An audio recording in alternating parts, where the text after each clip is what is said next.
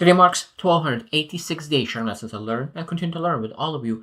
My hope that these sentences will inspire you, support your dreams, help you achieve your goals, and really empower you to become the person that you want to become. Today, I speak about the environment, and specifically about the wrong environment for you. I think that people could be exactly the same environment. One person could feel that that environment is nurturing. Other person, exactly the same environment, could be wrong, is toxic for that person. I think that a lot of times we just look into that as a black and white. I think there's so much gray area in our lives. The same environment could be nurturing for one person and could be wrong and toxic to other. Knowing that means that when you feel okay in one and you feel excited in one environment, you're not able to really say that, oh, you're supposed to be grateful about this opportunity, you're supposed to be grateful about this environment. You're not able to say so because other person could feel totally different about exactly the same environment. So today we'll share six things that we really need to do when we are in the wrong environment. Because sometimes there's a season in life we need to stay in that environment. We need to stay in that environment, even though that is a great environment for other people, but for you it's a wrong environment, and you're not able to change that for a season. So what you able to do during that season when you are in the wrong environment for you specifically? So number one, I think that we need to understand and decide who you are going to be. I think that we always need to, because when you decide who you will gonna be, who you are as a person, you're choosing your identity, who you will be, who you are. That means you don't allow your environment, you don't allow other people, you don't allow culture, social norms to decide who you are. You don't allow your environment to decide who you are. You choose who you are. And of course that is very, very important, because at the same time, like, who you are and who you are becoming. Who you are and who you're becoming. So those two questions always need to be in your forefront. Who you are and who you're becoming. Because who you are is changing constantly, and who you're becoming will be there in your horizon until you really achieve what you want. So that means we need to really say, like, what kind of habits do you need to protect to become that person? So those are the key aspects that we need to always do. So what kind of things do I do on a daily basis, routines, habits that allows me to become the person I want to be, and not environment? Number two is practice internal detachment, not indifference. That means that what we need to do is really, I think that is very important to understand that there's even fishes in the ocean, in the salt water, that are not salty. That means that the fish doesn't allow that salt to sink in that body. I think that's exactly what we need to do. We need to become that fish, that becoming that person who really are in the salty water for us, but we inside are without salt. We're able to really detach from it and not allow it to sink into our body. Don't allow it to sink into our emotions. Don't allow it to really bring us down. Now, is that easy? No.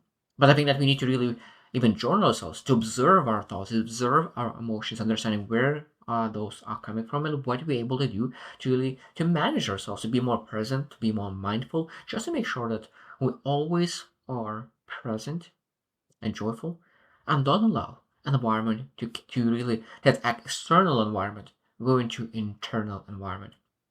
Number three is build micro environments within the wrong one. Like, build environments within that wrong one. So that means that it might be that's, let's say that as an example, you are in a house. So that house is a wrong environment.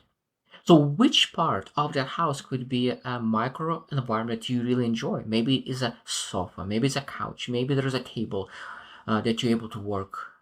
That means that there could be a micro environment in a bigger environment that you can really use to develop yourself, to improve yourself. That means that it might be that at work, you're working and then at work there's a toxic environment. What areas of your work could be potentially micro environment that you enjoy, that could potentially add value to you, that you could develop you? I think that's very, very important to find those micro environments to block the energy of time block. Maybe block your energy, block your finance. That make sure that you're able to allocate your resources to the most important environments and zones that you choose. and find those allies and or create a solitude for yourself. Number four, turn it into the training ground. This is a beautiful advice. Is training it turn it to the training ground. That means that when you are in a wrong environment, and that means that really challenges your character. I think that we need to learn really how to say that, okay, that this time it got into me. Next time I will develop how to really remove that, how to really be a water, how to really pour that out, those things that came into our cup. Because I love the example that we everyone is carrying a cup, and a lot of times we allow that external negativity come into our cup, and we need to learn how to really pour that, because we're not able to really sometimes not allow things to come into our cup. But what we need to learn is to pour that thing out of cup, because we not need to keep it. It might be that it got into our cup, that's totally fine, but we need to learn how to release it, and that could be so many different areas. What are the things that will elevate your energy? For me, I love to go to nature, going for a walk, going for a run, going to a gym and lifting heavy weights. That does really allow me to pour things out. And what is yours? Maybe writing down, maybe journaling, maybe gratefulness, saying 1,000 times thank you. Like, what are the things that will allow us to pour all the negativity of that environment out? I think it's very, very important. And it's a training ground to learn how to really get better, get back into the highest performance level as soon as possible. And the number five is keep an exit strategy, even if it's long term.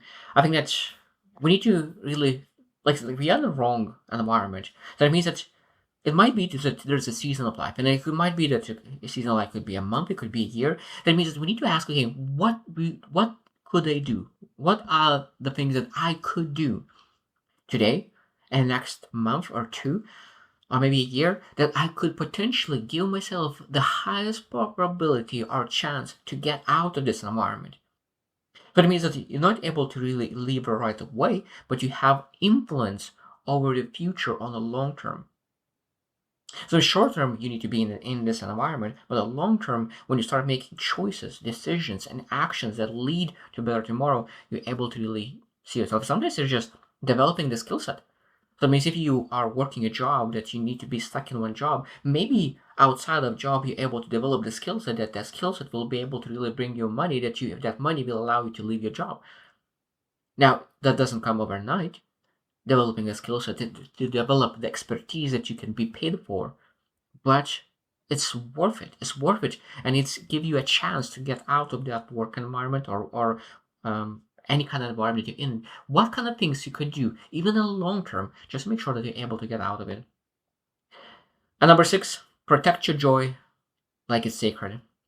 I think this is one of the biggest thing that why people have burnouts, or depressions or anything in between. I think that we do too many times, too long, the things that drains us without giving anything in return. That means that when we do something that we hate, it drains our energy, and we constantly do things that we hate and we hate and hate, and we do. At some point, we don't have any energy, and we're still trying to pull off empty energy. At that moment, I think that the burnout happens. But knowing that, that means that if we actually always pouring energy into our cup, if we're pouring energy and then draining, that means we need to always have that energy source. That energy source that always comes in. And that means to be able to give.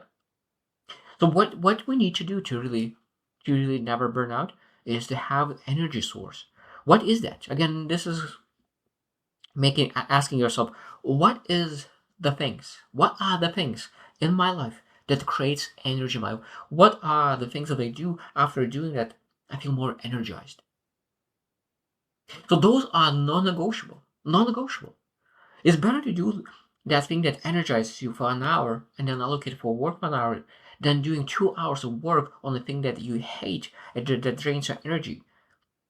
Because 2 hours of working a job that drains you, that is not sustainable. It will break you at some point in the future. But if you allocate even maybe half an hour to the thing that energizes you, and then 1 hour and a half doing the things that drains energy for a season of your life, at that moment you will be able to stay for a long time because now you have something that elevates your energy and something that drains energy, and that you are leveled.